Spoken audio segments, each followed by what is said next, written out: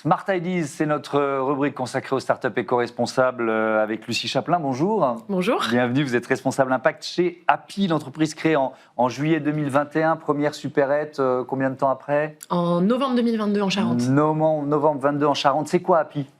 Alors Happy, c'est un concept assez simple en fait. C'est des supérettes qu'on va dire en libre service, qui sont installées dans des petits bungalows de camping sur la place de villages qui sont dépourvus de commerce. Voilà. Donc l'objectif, c'est de redonner accès à un service de proximité aux habitants qui n'ont plus du tout de commerce alimentaire.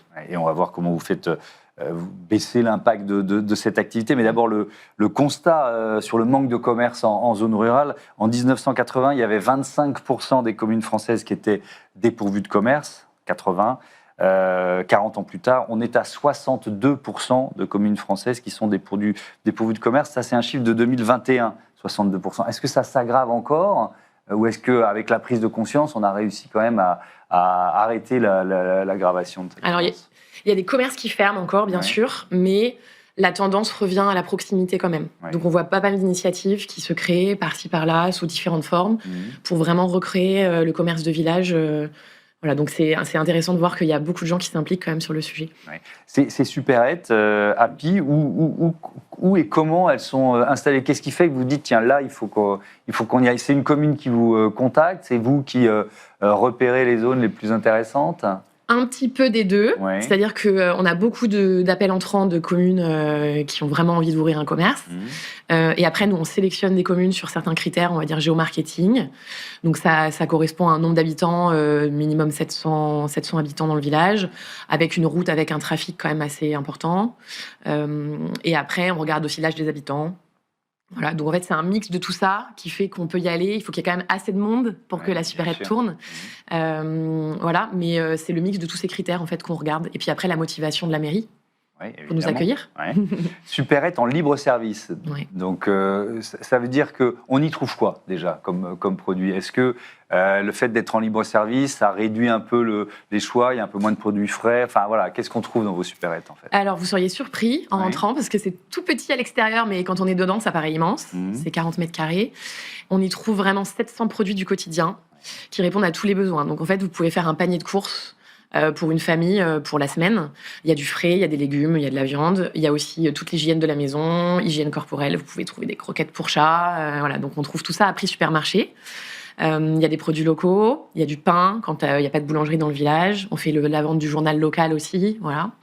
Donc voilà, vous trouvez tout ce qu'il faut pour faire un panier de courses.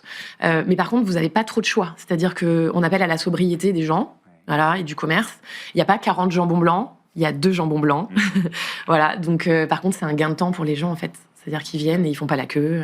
Et alors, on en vient, et on va terminer évidemment cette interview là-dessus, sur l'impact d'une solution, d'une entreprise comme la vôtre, qui est labellisée Bicorp. Donc, ça veut dire que vous avez intégré cet enjeu et cet objectif. Comment vous réduisez votre impact, en fait?